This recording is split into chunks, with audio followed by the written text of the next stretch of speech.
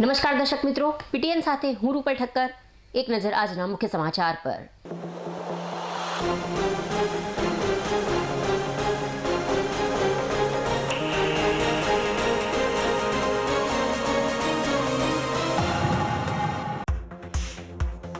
લોકસભા સામાન્ય ચૂંટણી 2024 અવસર લોકશાહીનો.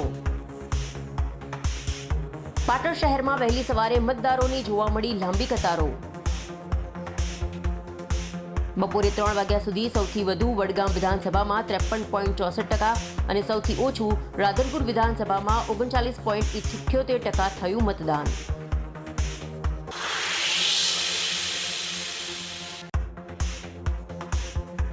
લોકસભા સામાન્ય ચૂંટણી 2024 અવસર લોકશાહીનો. પાટણ લોકસભા કોંગ્રેસના ઉમેદવારે સપરિવાર મતદાન કરી લોકશાહીના પર્વમાં બન્યા સહભાગી. લોકશાહીને બચાવવા કોંગ્રેસને મત આપવા કરી અપીલ.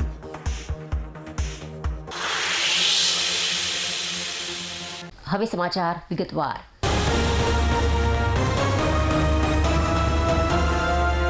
ગુજરાત રાજ્યમાં ત્રીજા તબક્કાનું લોકસભાની ચૂંટણીનું મતદાન હાથ ધરવામાં આવ્યું હતું. ત્યારે લોકશાહીના આ મહાપર્વમાં જોડાવા મતદારોમાં અનેરો ઉત્સાહ જોવા મળ્યો હતો. ત્યારે વહેલી સવારથી જ મતદારો મતદાન મથક પર મતદાન કરવા આવી પહોંચ્યા હતા. ત્યારે વહીવટીતંત્ર દ્વારા દરેક મતદાન મથક પર શાંતિપૂર્ણ રીતે મતદાન થાય તે રીતની તૈયારીઓ હાથ ધરવામાં આવી હતી. ત્યારે પૂરતા પ્રમાણમાં પોલીસ સ્ટાફ સાથે મતદાનની પ્રક્રિયા હાથ ધરાઈ હતી. મતદારોને પડી રહેલ ગરમીનો ભોગ બનવું ન પડે તે માટે માંડવા સહિત ORSને પાણીને પણ સુંદર વ્યવસ્થા મતદાન મથકો પર કરવામાં આવી હતી. ત્યારે વહેલી સવારે મતદારોમાં અનેરો ઉત્સાહ જોવા મળતા ઠેર ઠેર મતદાન મથકો પર મતદારોની લાંબી કતારો જોવા મળી હતી. બપોરે 12 વાગ્યાથી લઈને સાંજે 4 વાગ્યા સુધી પડી રહેલ અસહ્ય ગરમીને લઈને મતદારોનો ઘસારો ઓછો જોવા મળ્યો હતો. પાટણ શહેરમાં કેટલીક જગ્યાએ ભાજપની રિક્ષાઓ મતદાન મથકો સુધી મતદારોને લઈ જતા ચૂંટણી અધિકારીને આ અંગે ફરિયાદો કરવા છતાં કોઈપણ પ્રકારની કાર્યવાહી હાથ ધરવામાં ન આવી હોવાનું પણ જાણવા મળ્યું હતું. કેટલીક જગ્યાએ 200 મીટરની અંદર જ ભાજપના તોરણ અને બેનર સાથે બૂથ એજન્ટો બેસતા પણ તેઓની સામે ચૂંટણી અધિકારી દ્વારા કોઈપણ પ્રકારની કાર્યવાહી કરવામાં આવી ન હોવાનું જાણવા મળ્યું હતું. અનાવાડા ગામ ખાતે પાટણ તાલુકા ભાજપના પ્રમુખ અને ગામના આગેવાન મગનભાઈ પટેલ દ્વારા પોતાના મતાધિકારનો ઉપયોગ કરી લોકશાહીના મહાપર્વમાં સહભાગી બન્યા હતા અને અન્ય મતદારોને પણ મતદાન થકી લોકશાહીના પર્વમાં સહભાગી બનવા અપીલ કરી હતી. 3 પાટણ લોકસભાની 7 વિધાનસભા બેઠકો પર બપોરે 3 વાગ્યા સુધી 46.69% મતદાન થવા પામ્યું હતું. વડગામમાં બપોરે 3 વાગ્યા સુધી પાટણ લોકસભા પર સૌથી વધુ 53.64% મતદાન થવા પામ્યું હતું. સૌથી ઓછું પાટણ લોકસભા સીટ પર રાધનપુર વિધાનસભામાં 39.78% બપોરે 3 વાગ્યા સુધી મતદાન થવા પામ્યું હતું. આજરોજ અનાવાડા ગામે ચૂંટણી પર્વ નિમિત્તે સારામાં સારું મતદાન ચાલુ થઈ ગયું છે અને વહીવટીતંત્ર અને પોલીસ સ્ટાફ સ્થળે ફરજ બજાવી છે.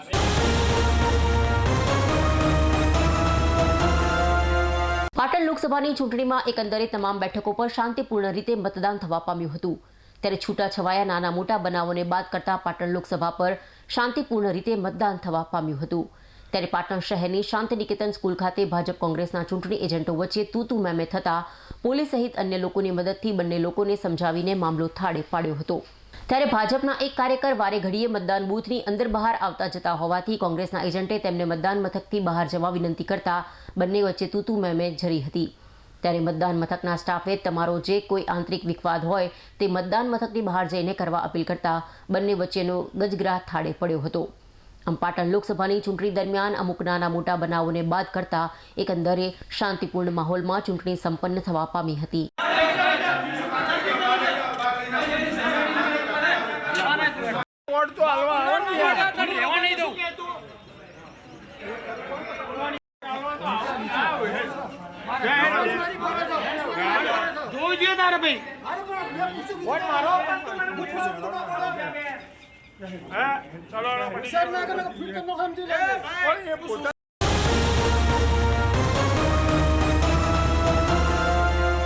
લોકશાહીના મહાપર્વને લઈને મતદારોમાં અનેરો ઉત્સાહ જોવા મળ્યો હતો. ત્યારે 3 પાટણ લોકસભા વિસ્તારની 7 વિધાનસભામાં મતદારો વહેલી સવારથી જ મતદાન કરવા મતદાન મથકો પર આવી પહોંચ્યા હતા. ત્યારે પાટણ જિલ્લા ચૂંટણી અધિકારી અને કલેક્ટર અરવિંદ વિજયને પોતાની પત્ની સાથે વહેલી સવારે પાટણની VK બુલા હાઈસ્કૂલ ખાતે આવેલ મતદાન મથક પર મતદાન કર્યું હતું. અને જિલ્લાવાસીઓને પણ લોકશાહીના મહાપર્વમાં મતદાન થકી જોડાવા અપીલ કરી હતી.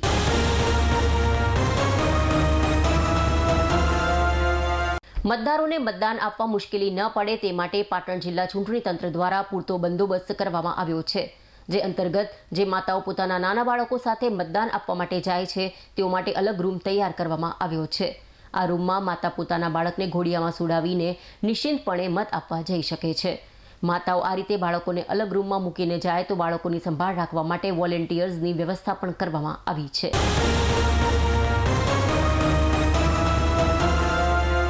પાટણમાં લોકસભા સામાન્ય ચૂંટણી 2024માં મતદાન કરવા માટે યુવાઓથી માંડીને વયોવૃદ્ધ લોકોમાં ઉત્સાહ જોવા મળી રહ્યો છે. ત્યારે સવારથી જ વયોવૃદ્ધ અને અશક્ત લોકો પણ મતદાન કરવા માટે આવી પહોંચ્યા હતા. પાટણના 89 વર્ષીય હીરાબેન પટેલે મત આપીને અન્યોને પણ મતદાન કરવા અનુરોધ કર્યો હતો. હું મતદાન કરી આવી, તમે બધા મતદાન કરવા જજો, એમાં તમારી ભલાઈ છે.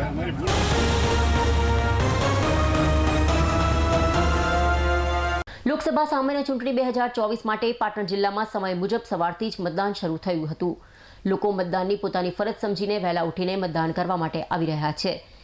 વિવિધ મતદાન મથકો પર મતદાન કરવા માટે લાંબી કતારો જોવા મળી હતી.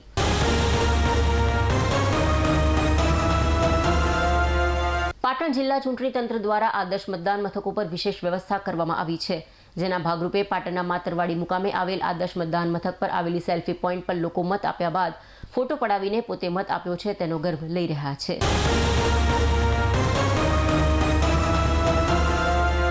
પાટણ જિલ્લા ચૂંટણી તંત્ર દ્વારા અશક્ત મતદારોની મદદ માટે મતદાન મથક પર વોલેન્ટિયરની નિમણૂક કરવામાં આવી છે. જે અંતર્ગત પાટણની વીકે ભુલા હાઈસ્કૂલ ખાતે આવેલ મતદાન મથક પર મત આપવા માટે આવેલ આ 89 વર્ષીય વયોવૃદ્ધ બા ને બંને વોલેન્ટિયર્સ બહેનો મતદાન કુટીર સુધી લઈ જવા માટે મદદ કરતા નજરે પડ્યા હતા.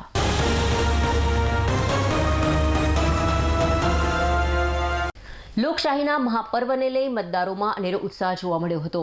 ત્યારે પાટણ લોકસભાની 7 વિધાનસભા બેઠક પર મતદારો વહેલી સવારથી જ મતદાન મથકો પર પોતાનો કિંમતી મત આપવા આવી પહોંચ્યા હતા.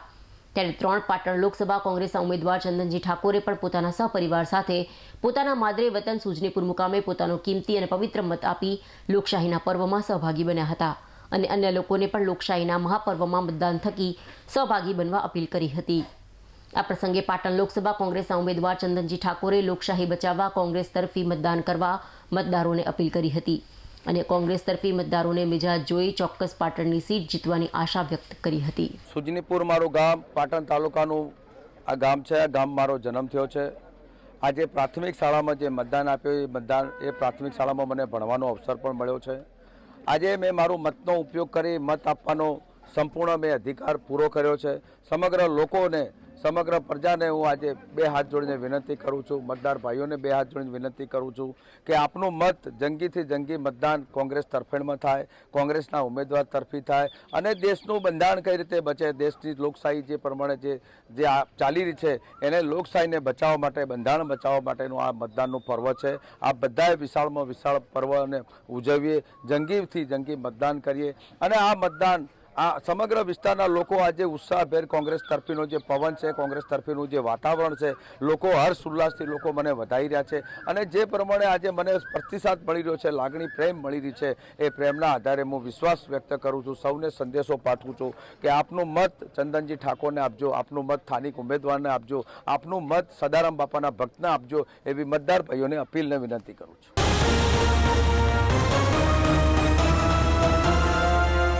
સમાચાર પૂર્ણ કરતા પહેલા આજના મુખ્ય સમાચાર પર ફરી એક નજર.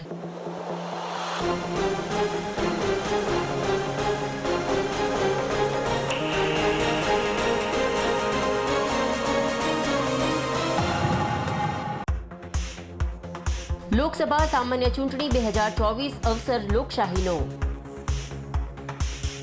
પાટણ શહેરમાં વહેલી સવારે મતદારોની જોવા મળી લાંબી કતારો. બપોરે 3 વાગ્યા સુધી સૌથી વધુ વડગામ વિધાનસભામાં 53.64% અને સૌથી ઓછું રાધનપુર વિધાનસભામાં 39.78% થયું મતદાન.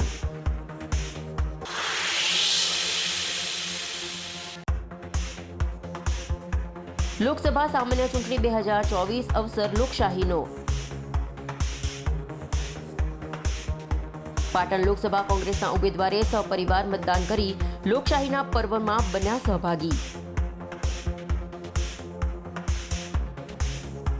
લોકશાહીને બચાવવા કોંગ્રેસને મત આપવા કરી અપીલ.